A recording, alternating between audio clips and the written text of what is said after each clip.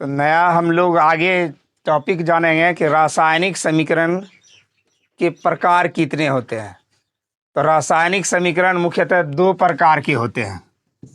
रासायनिक समीकरण मुख्यतः दो प्रकार के होते हैं। रासायनिक समीकरण मुख्यतः दो प्रकार के होते हैं।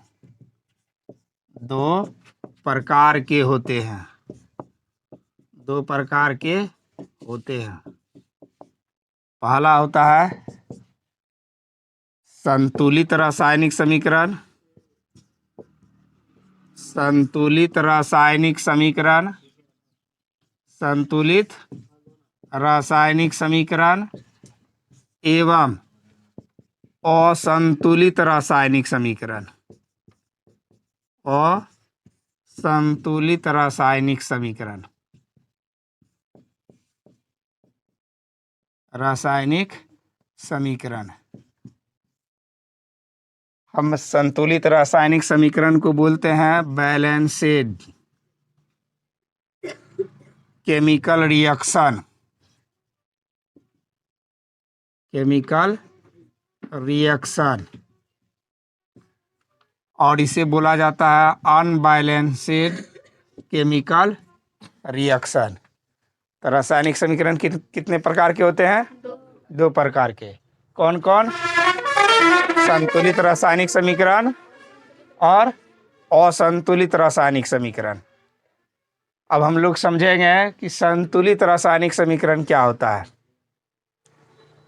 संतुलित रासायनिक समीकरण क्या होता है? संतुलित रासायनिक समीकरण। संतुलित रासायनिक समीकरण किसे कहते हैं या से क्या समझते हैं? इसका परिभाषा होता है ऐसे रासायनिक समीकरण, ऐसे रासायनिक समीकरण, ऐसे रासायनिक समीकरण, ऐसे रासायनिक समीकरण जिसमें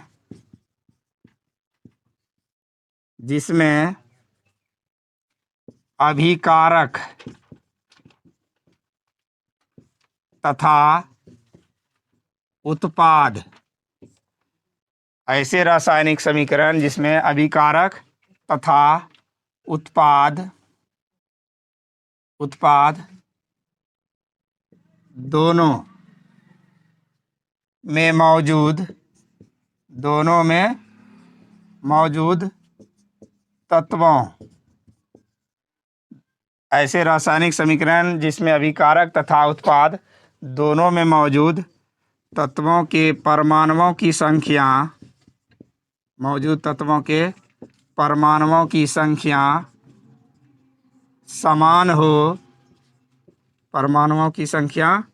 समान हो उसे संतुलित रासायनिक समीकरण कहा जाता है।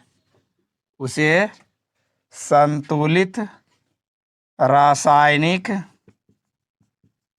समीकरण कहा जाता है। संतुलित रासायनिक समीकरण कहा जाता है।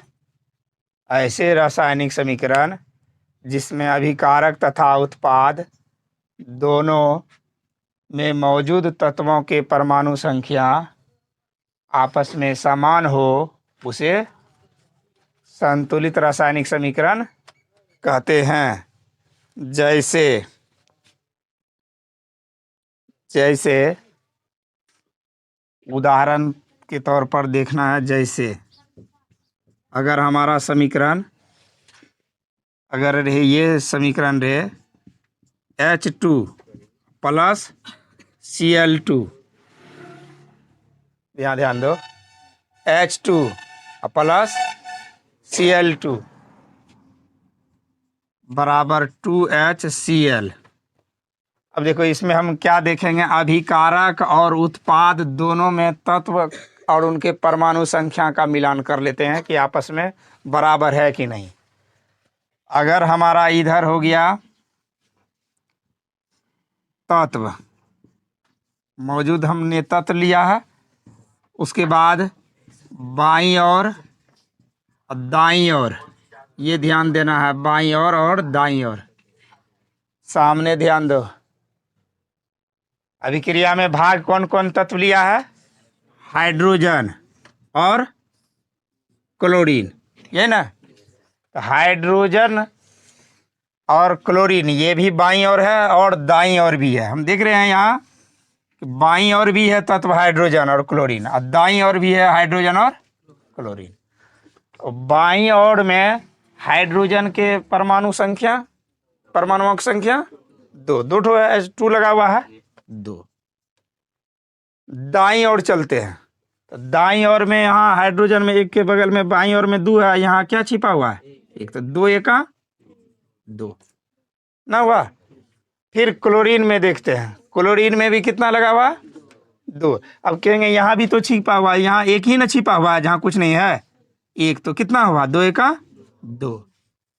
फिर क्लोरीन में भी यहाँ ध्यान से देखेंगे, एक है और ये दो इंटू में पहले से है ना, तो दो एका दो। दोनों ओर, बाईं ओर दाईं ओर। बाईं ओर कहेंगे तो अभिकारक का परमाणु संख्या, उसके बाद दाईं ओर कहेंगे तो उत्पाद की परमाणु संख्या। दोनों आपस में क्या है? बराबर है या नहीं? तो बराबर है, इसलिए यह समीकरण आपस में क्या है?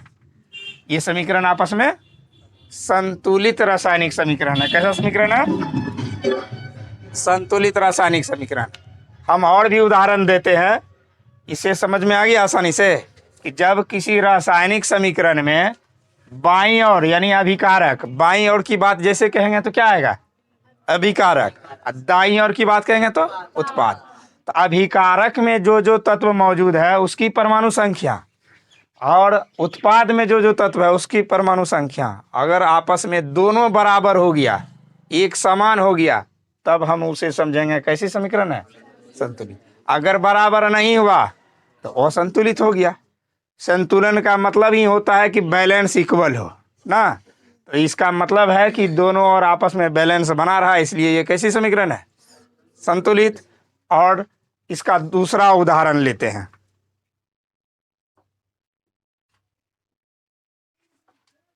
हमारा दूसरा समीकरण है संतुलित समझने के लिए कि C+O2। अब हम इसकी पहचान कैसे करेंगे कि यह संतुलित है या असंतुलित है? इसकी पहचान करने के लिए हमने बताया कि तत्व जो भाग लिया है तत्व संकेत कर लेते हैं, उसके बाद बाईं और दाईं ओर यही लिखेंगे। अभिक्रिया में भाग कौन कौन सा तत्व लिया है? कार्बन और ऑक्सीजन, और कोई तत्व तो नहीं है? नहीं। अब हम यह देखेंगे कि कार्बन के साथ बाईं ओर कितने परमाणु है? बाईं ओर मतलब अभिकारक में, अभिकारक में कार्बन को कितना है? कार्बन के पास कितना है? एक है। फिर ऑक्सीजन के साथ दो है। ये बाईं ओर वाला कॉलम भर लिए।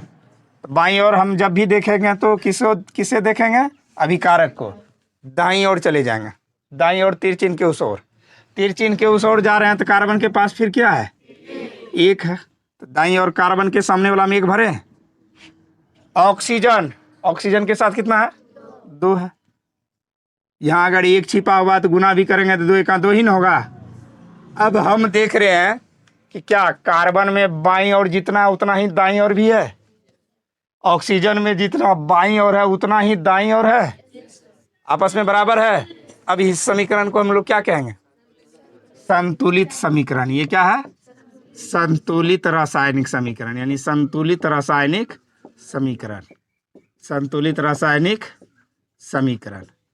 दूसरा उदाहरण और तीसरा उदाहरण समझते हैं। इसके बाद एक और ले लेते हैं, H2 प्लस O2 H2O। अब इसमें हम समझते हैं कि ये संतुलित रासायनिक समीकरण है या नहीं। हम इसे समझने के लिए क्या हर बार कॉलम बना के ही देखेंगे? नहीं, शॉर्ट में इसे क्या करेंगे, हम देख लेते हैं। अभिक्रिया में H है, भाग लिया है, उसके बाद O भाग लिया है, कोई दिक्कत? कॉलम बना लेते हैं।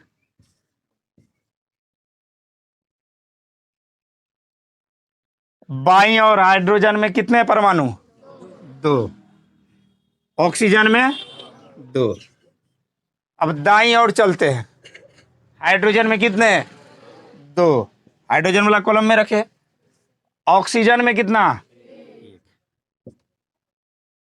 देखते हैं, हाइड्रोजन तो बराबर है, ऑक्सीजन बराबर। हमने बताया था परिभाषा में कि बराबर सबका होना चाहिए। अगर एगो बराबर है दूसरा बराबर नहीं है तो इस समीकरण को संतुलित नहीं रखा। तो ऐसा समीकरण अब क्या कहलाएगा? ये असंतुलित समीकरण। ये क्या कहलाएगा? असंतुलित रासायनिक समीकरण। असंतुलित रासायनिक समीकरण।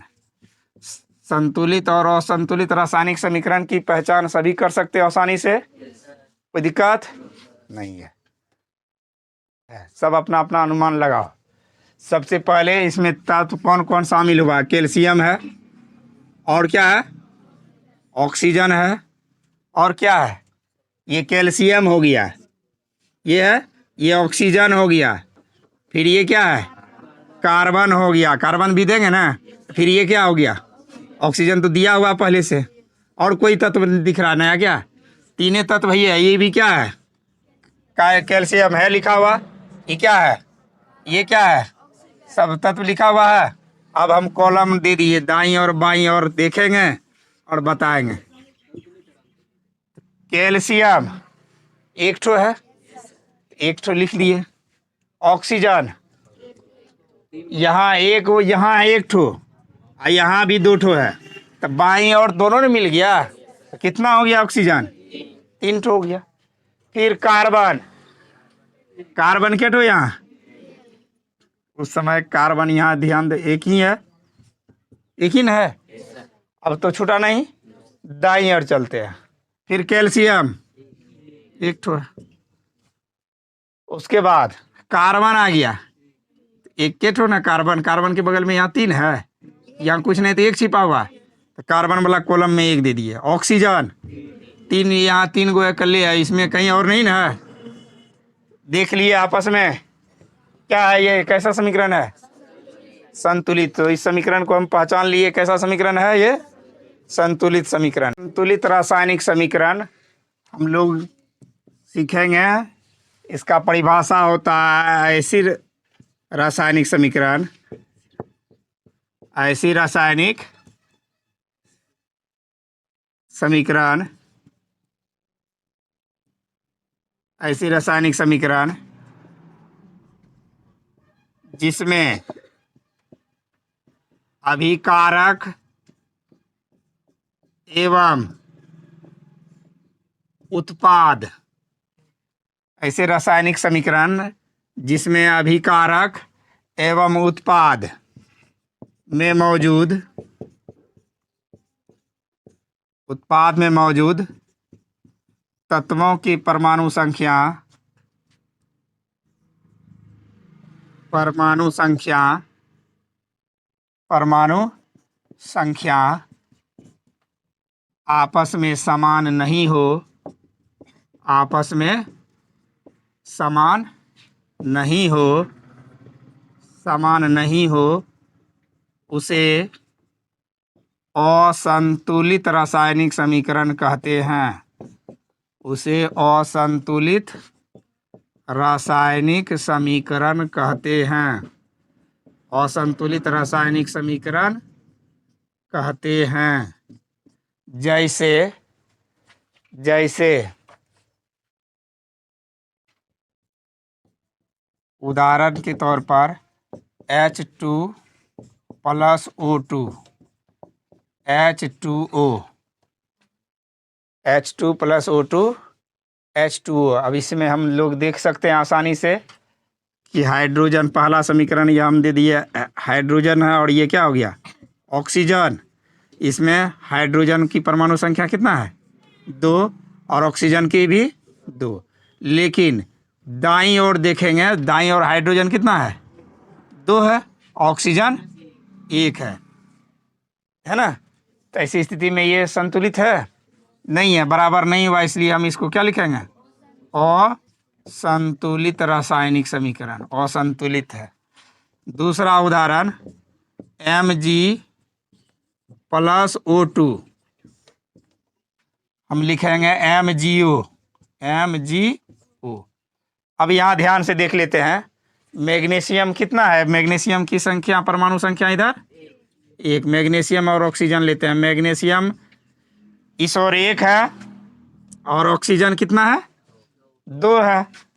लेकिन दाईं ओर चले जाए, मैग्नीशियम 1, ऑक्सीजन भी 1 है ना, ऑक्सीजन अकेले है ना, मैग्नीशियम भी अकेले है, तो दाईं ओर मैग्नीशियम ऑक्सीजन अकेले अकेले है, लेकिन बाईं ओर मैग्नीशियम 1, ऑक्सीजन के 2 परमाणु है, बराबर नहीं है।